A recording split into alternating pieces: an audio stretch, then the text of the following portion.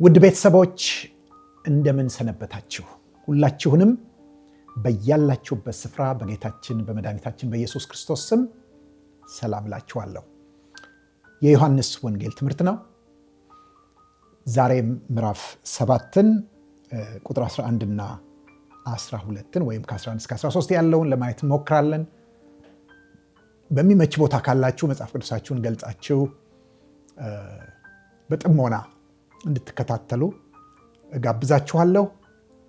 ክፍሉን ላንብበው፣ አጭር ጸሎት ጸልየን እንቀጥላለን። አይሁድም እርሱ ወዴት ነው እያሉ በበዓሉ ይፈልጉት ነበር። በሕዝቡ መካከል ስለ እርሱ ብዙ ማንጎራጎር ነበር። አንዳንዱም ደግ ሰው ነው፣ ሌሎች ግን አይደለም፣ ሕዝቡን ግን ያስታል ይሉ ነበር። ዳሩ ግን አይሁድን ስለፈሩ ማንም ስለ እርሱ በግልጥ አይናገርም ነበር። ቅዱስ አባት ሆይ፣ ይህ ቃልህ ነው። ቃልህ ሕይወት ነው። ቃልህ እውነት ነው። ቃልህን ግለጥልን። በቃል ውስጥ የታመቀው ብርሃን ይውጣ፣ ጨለማችን ይገፈፍ።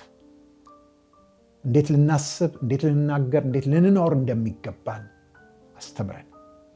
በጌታ በኢየሱስ ክርስቶስ ስም አሜን። በጣም የሚገርመኝ ነገር ይህንን ክፍል ሳነብ ኢየሱስ ክርስቶስ ምን ያህል አነጋጋሪ እንደነበር፣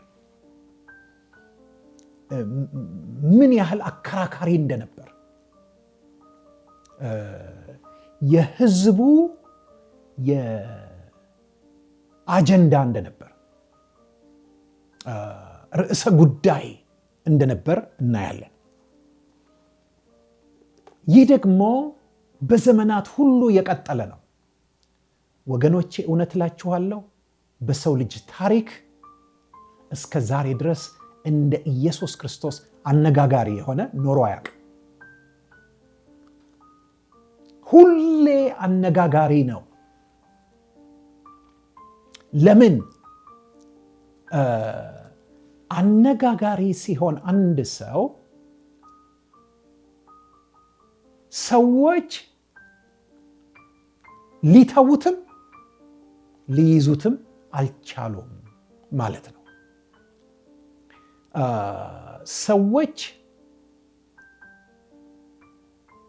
ሊጠሉትም ሊጥሉትም አልቻሉም ማለት ነው። ሰው እኮ የጠላው ነገር ይጥለዋል፣ አለቀ።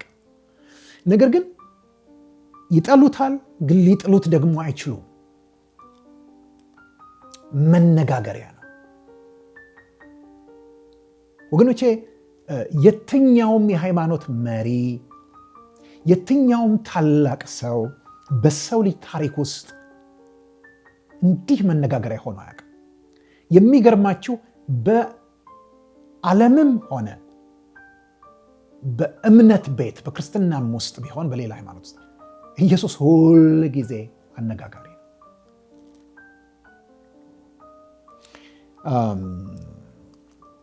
እዚህ ጋር ስንመለከት አይሁድም ይለናል። ማን ናቸው እነዚህ አይሁድ?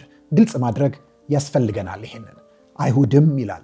ይሄ አይሁድም የሚለው ሐሳብ ለመጀመሪያ ጊዜ የተነሳው ዮሐንስ ወንጌል ምዕራፍ 1 ቁጥር 19 ላይ ነው። አይሁድም አንተ ማነህ ብለው ይጠይቁት ዘንድ ከኢየሩሳሌም ካህናትንና ሌዋውያንን በላኩበት ጊዜ የዮሐንስ ምስክርነት ይህ ነው ይላል። አይሁድም ብሎ ነው የሚጀምረው። ስለዚህ ዮሐንስ አይሁድም ካለ በአጠቃላይ የአይሁድን ሕዝብ ሳይሆን እያነሳ ያለው የአይሁድን ሕዝብ መሪዎች ነው፣ ተወካዮች ነው። ስለዚህ አይሁድም የሚል ስታገኙ ወይም አይሁድ የሚል ስታገኙ መሪዎች የሚለውን ጨምሩበት። ምክንያቱም ሕዝቡን አይደለም፣ ሕዝቡን እንዳይደለም የምታዩት እዚህ ቁጥር 11 ላይ አይሁድም እርሱ ወዴት ነው እያሉ በበዓሉ ይፈልጉት ነበር። በሕዝብም መካከል ስለ እርሱ ብዙ ማንጎራጎር ነበረ። አይሁድ የሚልና በሕዝብም መካከል ሕዝብ ይላል። ስለዚህ አይሁድና ህዝብ የተለያዩ ናቸው። አይሁድ የተባሉት መሪዎቹ ሲሆኑ ህዝብ ደግሞ ህዝቡ ነው። ይሄን ለይተን እንድናውቅ ነው። አይሁድ ሲል በስልጣን አለው። አይሁድ ሲል የማድረግ አቅም አለው፣ ተሰሚነት ያለው ስብስብ ነው። ስለዚህ አይሁድ እርሱ ወዴት ነው ብለው እያሉ በበዓሉ ይፈልጉት ነበር። የሚገርም ነው። ዝቅ ብላችሁ ስታዩ ህዝቡ ስለ እርሱ እንዳይነጋገር መመሪያ አውጥተዋል። እነርሱ ግን ስለ እርሱ ይነጋገራሉ። ህዝቡ እንዳይፈልጉት መመሪያ አውጥተዋል፣ እንዳይቀበሉት። ምክንያቱም እርሱ ክርስቶስ ነው የሚል ከአይሁድነት እንዲወገድ ሁሉ ውሳኔ አስተላልፈዋል። እነሱ ግን ይፈልጉታል። ወደ በዓሉ የመምጣቱ ጉዳይ ትልቅ ርዕሰ ጉዳይ ነው። የታለ? ወደ በዓሉ አይወጣም? ይወጣል። እየተነጋገሩ ነው ያሉት። በጣም የሚገርም ነገር ነው። ይጠሉታል፣ ይፈልጉታል። ወገኖቼ የኢየሱስ ክርስቶስ እውነተኛ ተከታዮችም እንደዚህ ናቸው። ይጠላሉ፣ ይፈለጋሉ። ይጠላሉ ግን አይጣሉም። ምክንያቱም አስፈላጊዎች ናቸው። እኔ ይህንን በደንብ አጉልቶ የሚያሳየኝ ማቴዎስ ወንጌል ምዕራፍ 5 ቁጥር ከ11 ወይም ከ12 እስከ 15 ያለው ክፍል ነው። ምን ይላል? ስለ ጽድቅ የሚሰደዱ ብፁዓን ናቸው መንግሥተ ሰማያት የእነርሱ ናትና ካለ በኋላ ስለ ስሜ ሲሰድቧችሁ፣ ሲነቅፏችሁ፣ ሲያሳድዷችሁ፣ ክፉውንም ሁሉ በውሸት ሲናገሩባችሁ ደስ ይበላችሁ፣ ብፁዓን ናችሁ፣ ከእናንተ ፊት የነበሩትንም ነቢያት እንዲሁ አድርገዋቸው ነበርና ይላል። ሲጠሏችሁ፣ ሲነቅፏችሁ፣ ሲያሳድዷችሁ ካለ በኋላ የሚቀጥለው ቁጥር 13 ምንድን ነው የሚለው? እናንተ የዓለም ብርሃን የምድር ጨው ናችሁ፣ እናንተ የዓለም ብርሃን ናችሁ ይላል። በጣም ነው የሚገርመው። የምትጠሉ ናችሁ፣ ግን ደግሞ የምድር ጨው ስለሆናችሁ የምትፈለጉ ናችሁ። የምትጠሉ ናችሁ፣ ነገር ግን የዓለም ብርሃን ስለሆናችሁ የምትፈለጉ ናቸው። ሰው በዚያን ዘመን ሁለት ነገር በጣም ይፈልጋል፣ ዘይትና ጨው። ያለ ዘይትና ጨው መኖር አይቻልም። ጨው ምግብ ማጣፈጡ ብቻ አይደለም። በዋነኝነት በዛ ዘመን ማቀዝቀዣ ስለሌለ ምግብ እንዳይበላሽ ወይም ለማንኛውም ነገር እንዳይበላሽ መጠበቂያ ነው። በዋነኝነት ጨው ሲባል መጽሐፍ ቅዱስ ውስጥ የተነሳው ከዚህ አንጻር ከፕሪዘርቫቲቭነቱ ምግብን በተለይ ስጋን ሳይበላሽ እንዲቆይ ከማድረግ አቅሙ የተነሳ ነው የሚፈልገው። ስለዚህ ዘይት ደግሞ መብራት ነው። በዛን ጊዜ የነበሩ መብራቶች በሙሉ በዘይት የሚሰሩ ናቸው። ስለዚህ ጨውና ዘይት ናችሁ። ሰዎች ለምግባቸው ጨው ይፈልጋሉ፣ ለቤታቸው ለመብራታቸው ደግሞ ዘይት ይፈልጋሉ። ስለዚህ ይጠሏችኋል፣ ይፈልጓችኋል። ወገኖቼ የእውነተኛ ደቀ መዝሙርነት መገለጫው፣ መለያው፣ ማህተሙ በማያምነው ማህበረሰብ ዘንድ መጠላትና መፈለግ ነው። ሁለቱ አንድ ላይ ሲመጡ ያ ትክክለኛ ማንነት ነው። ምክንያቱም ጌታ ኢየሱስ ክርስቶስም እንደዚህ ነበርና። አይሁድ እኮ ባይፈልጉት ምንም ጥያቄ የለውም። ስለሱ አያስቡም፣ ስለሱ ሕግ አያወጡም፣ ስለሱ መግለጫ አይሰጡም፣ ስለሱ አይነጋገሩም። እርሱ የት ነው ያለው፣ መቼ ነው ይመጣው ምናምን አይባባሉም ነበር። አሁን ግን አናታቸው ላይ ነው፣ የሚያሳስባቸው ነው። በፍጹም ሊያስወግዱት የማይችሉት ነው።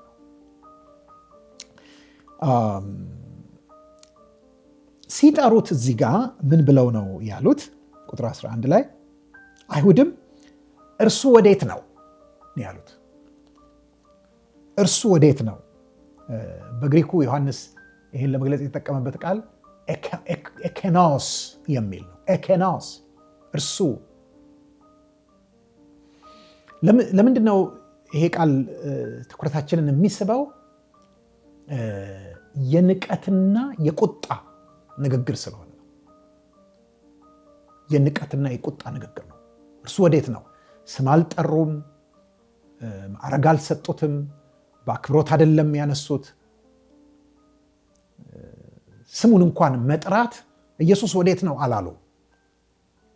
ኢየሱስ ማለት ሰዋዊ ስሙ ነው። እሱ ብቻ አይደለም በዛን ጊዜ ኢየሱስ የሚባለው፣ ሌሎችም ኢየሱሶች ነበሩ። ለዚህ ነው የናዝሬቱ የተባለው ከሌሎች ኢየሱሶች ለመለየት ነው። በነገራችን ላይ ኢየሱስ አይደለም ትክክለኛ ፕሮናውንሴሽኑ። ይሄ ኢየሱስ የሚለው ፕሮናውንሴሽን በነገራችን ላይ ክርስትና ወደ ሮም ሲመጣ በላቲኑ እና በግሪኩ ተለውጦ ከዛ በኋላ ደግሞ በእንግሊዘኛው ከዛ ደግሞ በምኑ በቋንቋ ሂደት ውስጥ ነው እንጂ ይሄ የመጣው ትክክለኛው ስሙ የሹዋ የሚል ነው። አሁን ለምሳሌ ኢያሱ የሹዋ ነው። ነገር ግን ኢያሱም ቢሆን እኛ ዛሬ ኢያሱ እንድንል ያደረገን በተለያየ ቋንቋ ውስጥ ማለፉ ነው። ለምሳሌ ተመልከቱ እስቲ ያዕቆብ። አሁን ያዕቆብ ያዕቆብ ነው በዕብራይስጥ። ኦኬ ቨና በጣም ተመሳሳይ ናቸው። ስለዚህ እኛ ጋር አሁን ሴሜቲክ ስለሆነ ቋንቋችን ያዕቆብ ብለን እንላለን። እንግሊዘኛው ግን ተመልከቱት ጀምስ ነው የሚለው። ምንም የማይገናኝ ምንም የማይዛመድ ነው ጀምስ። እንዴት ጀምስ ሆነ ብዬ አንድ ጊዜ ለማየት ሞክሬ። ምክንያቱም ያዕቆብ መልእክት በእንግሊዝኛው ጀምስ ነው። እንዴት ነው ከያዕቆብ ወደ ጀምስ ሊሄድ የቻለው? ላቲኑ ነው።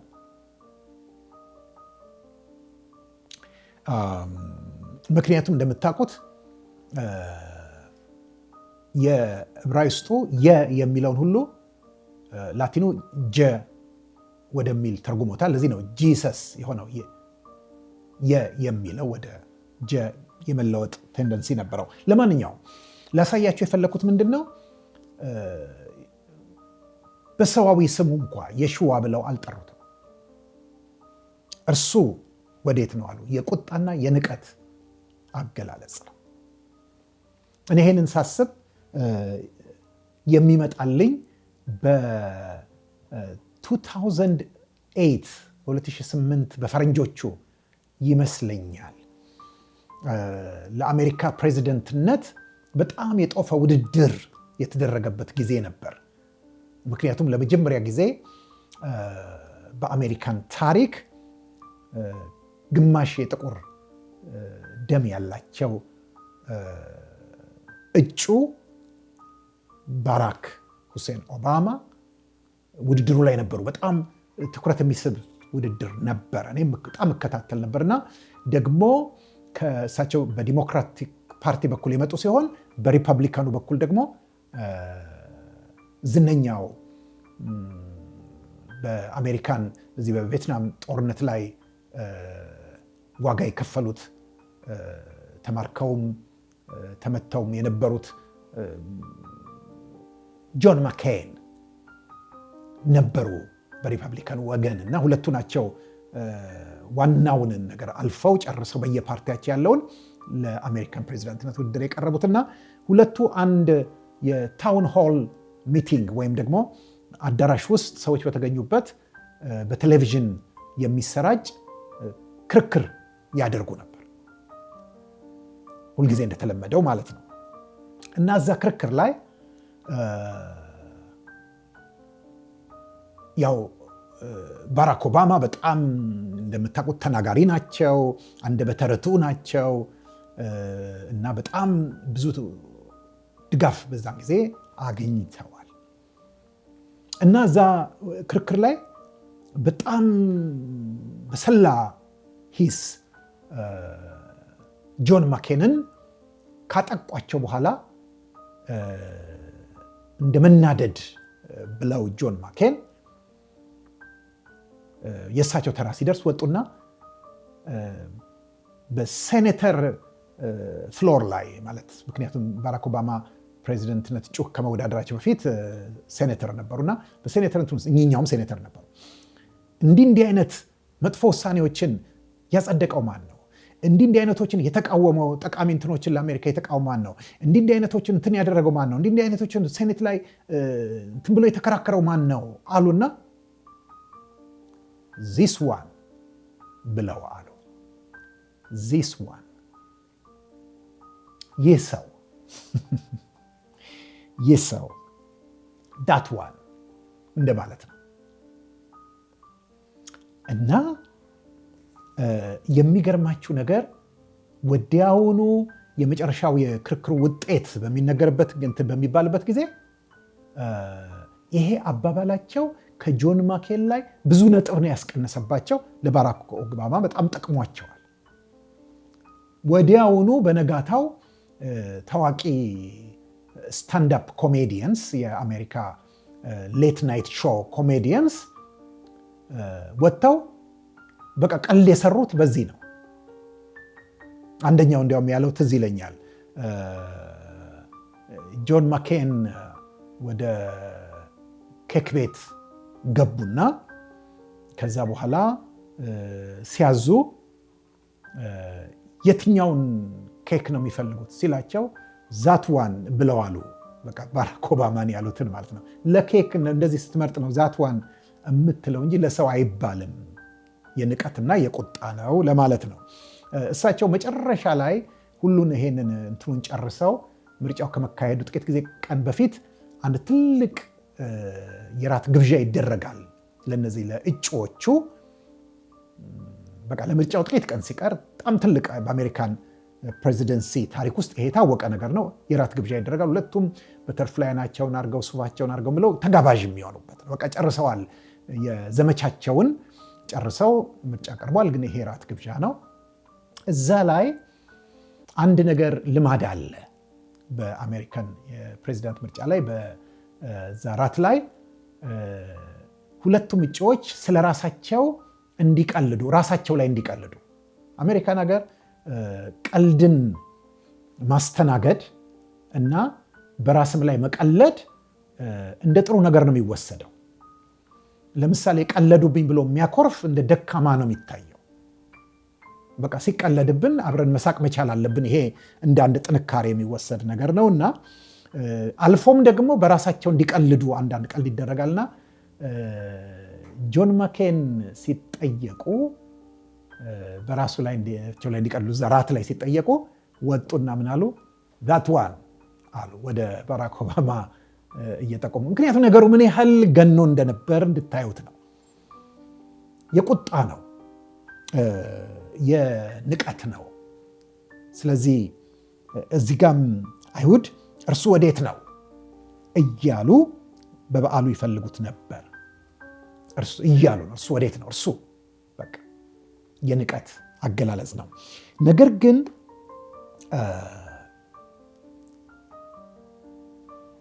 ሊተውት አልቻሉም። በዓል እኮ ነው፣ አለቆች ናቸው፣ ብዙ ኃላፊነት ያለባቸው ናቸው። ሰው ከዓለም ዙሪያ ይመጣል፣ ብዙ ስራ አለ። ነገር ግን እነሱን ናላቸውን ያዞረው የኢየሱስ ክርስቶስ ነገር ነው። ስለዚህ ዝም ማለት ስላልቻሉ እርሱ ወዴት ነው እያሉ ይፈልጉት ነበር። ወገኖቼ ዛሬም ልብ በሉ፣ ሃይማኖቶች እርሱ ወዴት ነው እያሉ ይፈልጉታል። የየአገሩ ባህል እርሱ ወዴት ነው እያለ ይፈልገዋል። ፖለቲካው እርሱ ወዴት ነው እያለ ይፈልገዋል። ኢኮኖሚው እርሱ ወዴት ነው እያለ ይፈልገዋል። ኢየሱስ ክርስቶስን የማይፈልግ የለም። በመልካምም ይሁን በክፉ ባያምኑትም ባይቀበሉትም፣ ነገር ግን ኢየሱስ ክርስቶስ መነጋገሪያ ነው።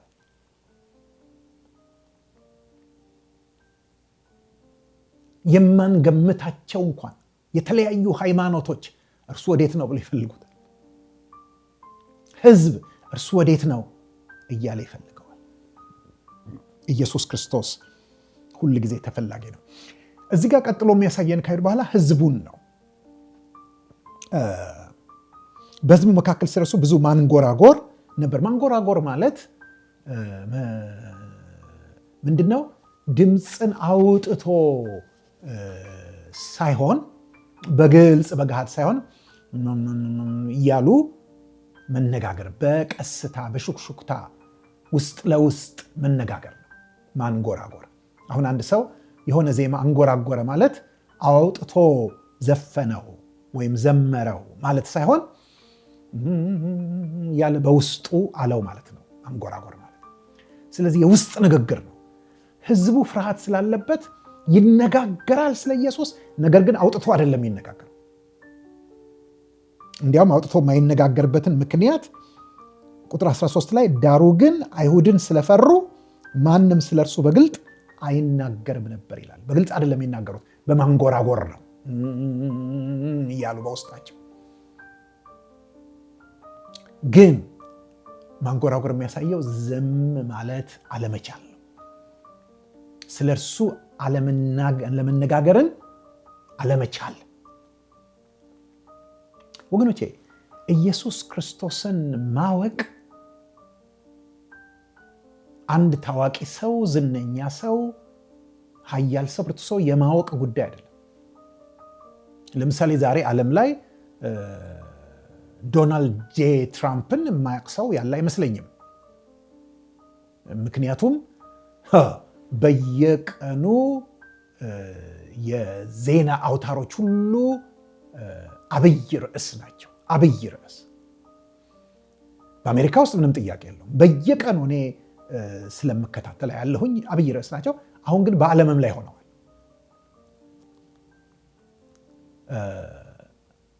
እኔ ምንም የእሳቸው ፍቅር ባይኖረኝም እንኳ ነገር ግን የእሳቸው ዜና የሚመጣበትን እንትን ሁሉ ሰብስክራይብ አድርጌያለሁ። ለምን? ወድጄ አይደለም። ምክንያቱም እሳቸው ጠዋት ተነስተው የሚወስኑት ነገር በእኔም ላይ በአሜሪካም ሕዝብ ላይ በዓለምም ሕዝብ ላይ ወሳኝ ነው። ስለዚህ እኔ ለምሳሌ እሳቸው የሚጽፉት ትዊተር ላይ አይደለም፣ ወይም ፌስቡክ ላይ አይደለም፣ ወይም ዩቲዩብ ላይ ሌላ ነገር ላይ አይደለም።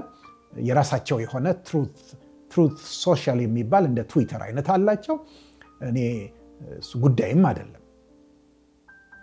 ግን የእሳቸውን ትዊት ለማየት የሚጽፉትን ነገር ለማየት ብዬ ያንን ጭኝ ያለው ሰብስክራይብ አድርጌያለሁ።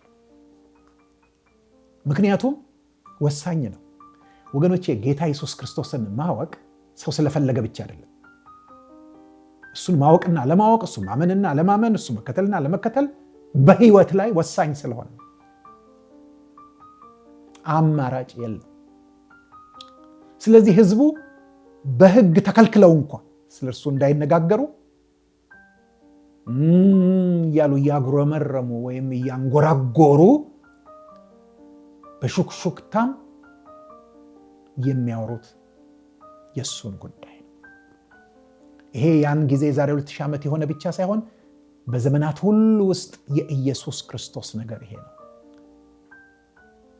እርሱን ማወቅ አለማወቅ፣ እርሱን መቀበል አለመቀበል፣ እርሱን መከተል አለመከተል የህይወትና የሞት የመኖርና ያለመኖር የመኖርና የመጥፋት የህይወት ጥያቄ።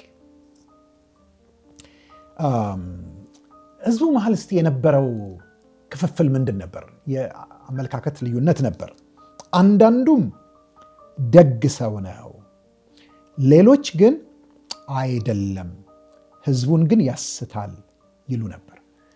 ተመልከቱ፣ ሁለት የተለያየ አመለካከት ነው። ደግ ነው የሚሉ አሉ። እነዚህ ሰዎች ደግ ነው እንዲሉ ያደረጋቸው ያዩቸው ተአምራቶች፣ ፈውሶች፣ ለሰው ያደረጋቸው በጎ ነገሮች ናቸው ደግ ነው እንዲሉ ያደረጋቸው። አንዳንዶች ግን አይደለም ህዝቡን ግን ያስታል ይሉ ነበር። የሚገርማችሁ የድጋፉም ሆነ የተቃውሞ ግን ህይወትን የሚያሰጥ አይደለም። ምክንያቱም ደግ ሰው ነው የሚሉት ክርስቶስ መሆኑን፣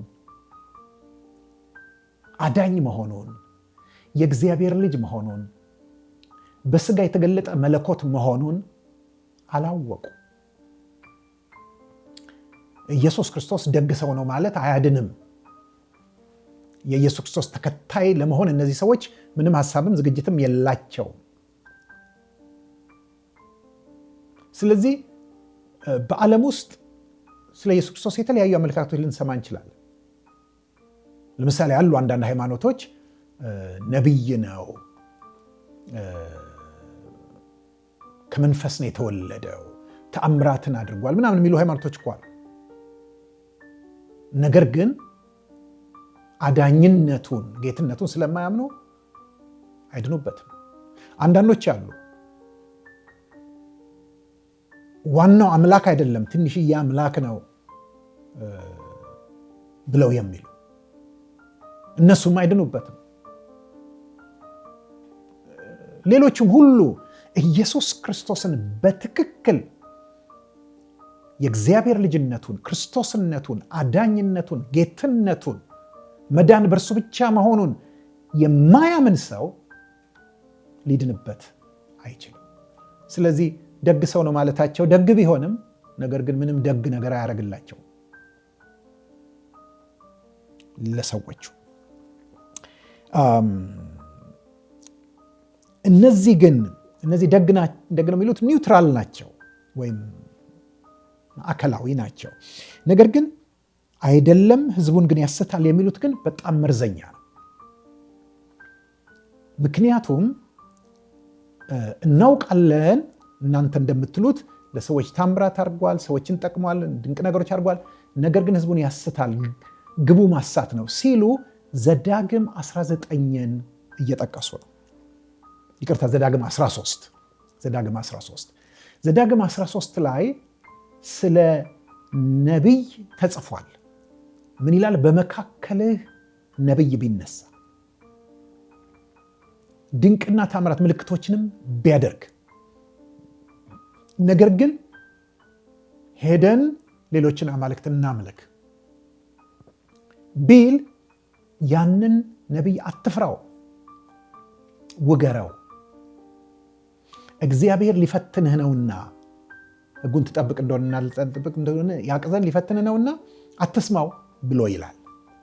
ቀጥታ እሱን ነው የጠቀሱት። ለምሳሌ እነሱ ጌታ ኢየሱስ ክርስቶስ 38 ዓመት ሙሉ ሽባ የነበረውን ሰው ተነሳና አልጋን ተሸክመ ሄድ ብሎ ሲለው ሲያዩ የሚደንቅ ነው፣ ድንቅ ነገር ነው። እነሱ ግን ዘዳግም 13ን ስለሚያስቡ ኦኬ ከዛ በኋላ ምን አለ፣ ከዛ በኋላ ምን አረገ ነው። ኦኬ ፈወሰው፣ ጥሩ። ነገር ግን አልጋን ተሸክመ ሄድ ብሎታል። በምን ቀን? በሰንበት ቀን። አለቀ። ይሄ አሳች ነው። እንዲህ አይነት ድንቅም ነገር ያደረገው እግዚአብሔር እኛን ሊፈትነን ነው ብለው ነው የሚያምኑት። ይሄ በጣም በነገራችን ላይ ከኢየሱስ ክርስቶስ ሞትና ትንሣኤም በኋላ በአይሁድ ዘንድ የነበረ እስከዛሬም ያለ ጠንካራ አመለካከት ነው። አሁን አክራሪ አይሁዶችን ብትጠይቋቸው ስለ ኢየሱስ ክርስቶስ በታሪክ ያውቃሉ፣ በአንዳንድ እንትኖቻቸውም ያውቃሉ፣ ግን አሳች ነበር ብለው የሚሉ ናቸው እስካሁን ድረስ። ስለዚህ ጠንካራ ክስ ነው ለማለት ነው እዚህ ጋር እየተነሳው። ህዝቡን ያስታል ይሉ ነበር። ዳሩ ግን አይሁድን ስለፈሩ ማንም ስለ እርሱ በግልጥ አይናገርም ነበር። እዚህ ጋር ይሄንን ብያችሁ ልጨርስ። ተመልከቱ፣ በበዓሉ ላይ በዓሉ ሳይሆን መነጋገሪያ የነበረው ኢየሱስ ክርስቶስ ነበር። ዛሬም በዓለማችን ላይ ኢየሱስ ክርስቶስ መነጋገሪያ ነው። ላለፉት 2000 ዓመታት መነጋገሪያ ነበር። የመንግስታት መነጋገሪያ ነው። የንግዱ ዓለም መነጋገሪያ ነው። የባህሎች መነጋገሪያ ነው። የሁሉ መነጋገሪያ ነው። ኢቭን በእምነትም ውስጥ ስንመለከት ክርስትናን ላለፉት 2000 ዓመታት ወደኋላ ሄደን ስናይ ሰዎች በእግዚአብሔር አብ ላይ ሲነጋገሩ አናይም። በመንፈስ ቅዱስ ላይ ሲነጋገሩ አናይም። በዋነኝነት ሲነጋገሩ፣ ሲከራከሩ፣ ሲለያዩ፣ ሲቧጨቁ ብዙ ነገር ሲሆኑ የምናየው በኢየሱስ ክርስቶስ ላይ ነው።